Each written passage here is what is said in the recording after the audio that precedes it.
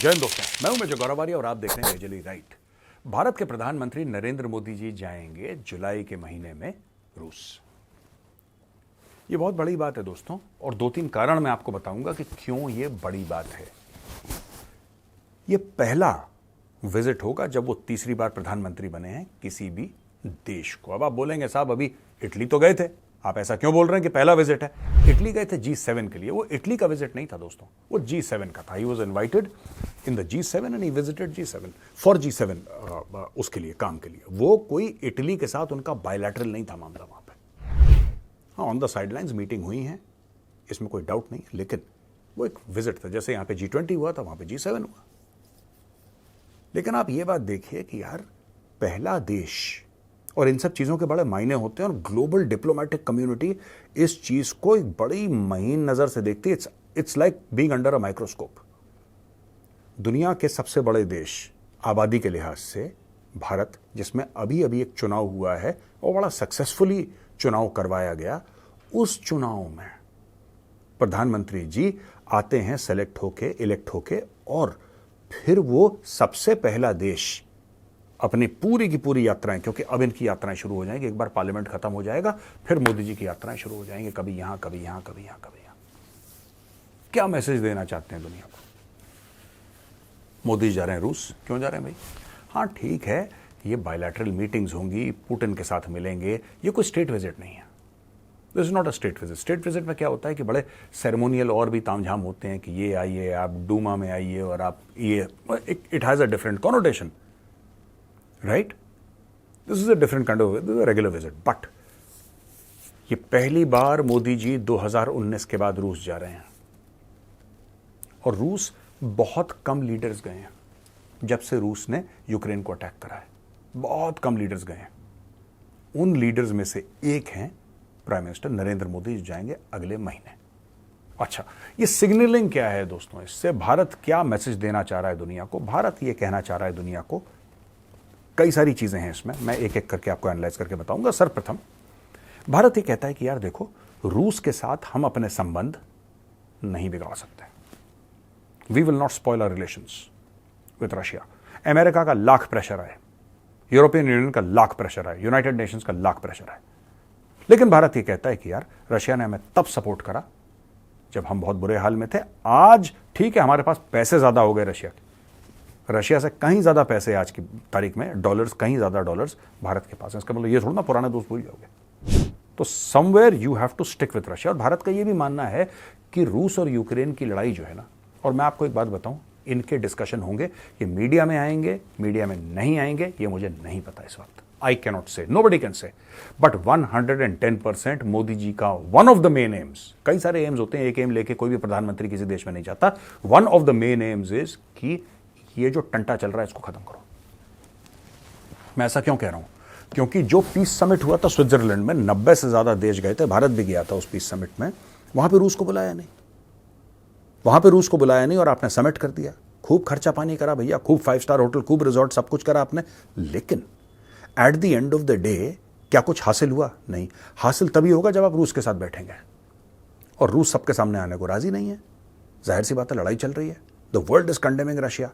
तो रशिया को अपने पार्टनर्स चाहिए, अपने दोस्त चाहिए। तो कभी पुतिन चले जाते हैं चाइना, फिर पुतिन चले जाते हैं नॉर्थ कोरिया, फिर पुतिन कहते हैं मैं वियतनाम पहुंच जाऊंगा, मैं इससे बात करूंगा, उससे बात करूंगा। हो ना हो अगले 3-4 महीने में आपको यह पता लगेगा कि पुतिन पहुंच गए ईरान। एक चीज का ध्यान रखिएगा दोस्तों, और ये बहुत इंपॉर्टेंट चीज है, it's a very important thing, ठीक है?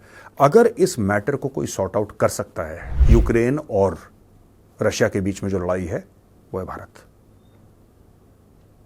क्योंकि इस लड़ाई को खत्म करने में चाइना का कोई इंटरेस्ट नहीं है।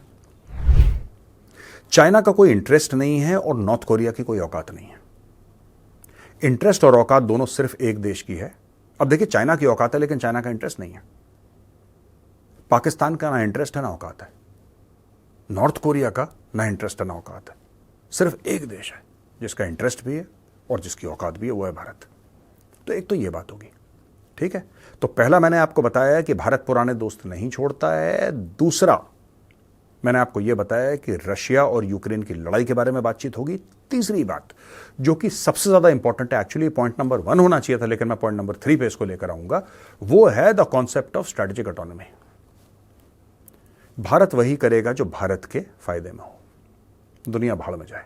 जेक सलिवन आया था अभी हाल ही में, national security adviser of the United States of America और जो बाइडेन का राइट हैंड मैन, इंडिया आया, डॉक्टर जयशंकर से मिला, मिस्टर अजीत डोभाल से मिला, प्रधानमंत्री मोदी जी से मिला, वो सबसे मिला, सबसे उसकी बातचीत हुई, आगे क्या करना है ये वो, और कई सारी चीजें वो बताकर भी गए कि साहब स्ट्राइकर की टेक्नोलॉजी हम आपको दे देंगे, ठीक है जी, अब बात हो रही है कि साहब जेवलिन की टेक्नोलॉजी आपको दे देंगे, ये सब हम बात कर चुके हैं कल। लेकिन इसके बावजूद, और भारत कह रहा है हाँ ठीक है हम ले लेंगे टेक्नोलॉजी, लेकिन फिर भारत जाएगा रशिया पहले। तो हमने बात कर ली स्ट्रेटेजिक ऑटोनॉमी की। और एक और बात है, आपको पता है नैन्सी पेलोसी आई है, नैन्सी पेलोसी है, और कई लोग हाउस ऑफ रिप्रेजेंटेटिव्स के, और बाईपार्टिजन यानी कि उसमें रिपब्लिकन भी शामिल, उसमें डेमोक्रेट भी शामिल। अब इनका तो सांप नेवले का बैर है ना, रिपब्लिकन और डेमोक्रेट्स का। रिपब्लिकन वो पार्टी हो गई जिसका ट्रंप है, डेमोक्रेटिक वो पार्टी हो गई जिसका जो बाइडेन है, और वो एक दूसरे के, जिसको कहते हैं ना कि गरेवान पकड़ के रखते हैं लोग अमेरिका में, एक दूसरे की सरकारें बंद कर देते हैं लोग। नहीं सपोर्ट करा, शट डाउन हो गया गवर्नमेंट का, गवर्नमेंट शट डाउन हो गया, फिर दोबारा हाउस बैठा, फिर उसके बाद कुछ ना कुछ इनके विचार विमर्श हुए, फिर उसके बाद सरकार चली। अमेरिका में ये कई बार हो चुका है। लेकिन तिब्बत के मामले में ये सब एक हो जाते हैं, भारत के मामले में ये सब लोग एक हो जाते हैं। तो नैन्सी पेलोसी भी आई और बाकी सब लोग आए। फॉर्मर स्पीकर है नैन्सी पेलोसी, और बहुत बड़ा नाम है बाय द वे। तो ये आई और इसने वहां पे दलाई लामा के सामने खूब लथाड़ा शी जिनपिंग को। इसने बोला कि जब तुम मर जाओगे ना कोई तुम्हें याद नहीं करेगा, literally she said this, literally. पर उसने बोला कि दलाई लामा के जाने के बाद लोग प्यार भी करेंगे, लोग याद भी करेंगे, क्योंकि उनकी लेगेसी ऐसी है, उनके कर्म ऐसे, उन्होंने अच्छा काम करा है। That is why people will remember him and forget you, she said that to Xi Jinping. जाहिर सी बात है चाइना बड़ा गुस्सा हुआ। तो इससे मोदी जी की रशिया की विजिट का क्या लेना देना है? दोस्तों ये बात याद करने की है कि रूस को, यूक्रेन की लड़ाई जब हुई है उसके बाद रूस को पूरी दुनिया ने धक्का दिया है, और धक्का दे दे के ऐसा करा है कि रूस जाके बैठ गया चाइना की गोद में। और जब रूस बैठा चाइना की गोद में, पूरी दुनिया के लिए एक खतरे की घंटी थी। खतरे की घंटी इसलिए भी थी क्योंकि रशिया की जो मिलिट्री है, that is the second most powerful military in the world after the United States of America. The third most powerful military is China, यानी कि सेकंड और थर्ड का गठजोड़ हो गया, सेकंड और थर्ड का गठजोड़ हो गया। अब आप बताइए, सेकंड और थर्ड मिल गए, ये तो मिलकर फर्स्ट को निपटा देंगे। फर्स्ट कौन है? यूएस। तो यहां पे क्या ऐसा हो सकता है? आप खुद एनालाइज करिए और कमेंट्स में लिखिए, क्या ऐसा हो सकता है दोस्तों कि जेक सलिवन आए, और जेक सलिवन ने, जबकि ये जो इन्विटेशन है मोदी जी को वो पुराना है, वो दिसंबर का इन्विटेशन है जब डॉक्टर जयशंकर गए थे रशिया, तब का इन्विटेशन है कि हम मोदी जी को इन्वाइट करना चाहते हैं। मोदी जी ने बोला डन, चुनाव के बाद मैं आता हूं। चुनाव खत्म हो गए, मोदी जी वहां पे पहुंचने वाले हैं अगले महीने। क्या जेक सलिवन ने जब मोदी जी से बात करी, या डोवाल साहब से बात करी, या डॉक्टर जयशंकर से बात करी, क्या उन्होंने ये बोला था कि सर जब आप जाएंगे रशिया, हमें पता है आप रशिया जा रहे हैं, सर आप ये भी बात करिए, आप एक रोल प्ले करिए शांति बहाल करने के लिए? क्या दोस्तों आपको लगता है ऐसा हो सकता?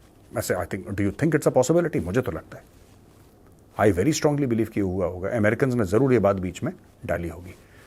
अभी हाल ही में खबर आई है कि बेस एक दूसरे को देंगे, एक लॉजिस्टिकल एग्रीमेंट साइन करी है रूस और भारत ने। लड़ाई के दौरान अगर रूस की किसी देश के साथ लड़ाई होती है तो उसको भारत में बेस मिलेगा, और अगर भारत की लड़ाई होती है किसी और देश के साथ तो रशिया उसको बेस देगा। तो एक जगह है दोस्तों व्लादिवोस्टॉक, एक पोर्ट है व्लादिवोस्टॉक, बड़ा मशहूर है, और वो चीन के बिल्कुल पास है। क्या ऐसा हो सकता है कि भारत और चीन के बीच में लड़ाई हो तो भारत उनको बोले कि व्लादिवोस्टॉक का पोर्ट हमें दो इस्तेमाल करने के लिए? Is that a possibility? क्या रशिया देगा? क्या रशिया के रिलेशनशिप जो चीन के साथ हैं वो इतने घनिष्ठ हैं, इतने क्लोज हैं कि रूस शायद भारत को मना कर दे? अगर लड़ाई की बात है तो कौन सा ऐसा देश है जिसके साथ भारत की लड़ाई हो जाएगी और उसमें भारत को रूस की जरूरत पड़ेगी? आप खुद सोचिए। और ऐसा वो कौन सा देश है जिसके साथ रूस की लड़ाई हो सकती है, उसको भारत में बेस चाहिए? सोचिएगा। देखिए जियोपॉलिटिक्स में दोस्तों बस एक ही बात मैं आपको बताऊंगा, जियोपॉलिटिक्स में, फॉरेन अफेयर्स में there are no permanent friends, there are no permanent enemies, only permanent interests. जो आपके देश का मतलब होता है, जो आपके देश का स्वार्थ होता है लिटरली, वही परमानेंट होता है। ना दोस्त होता है, ना कोई दुश्मन होता है।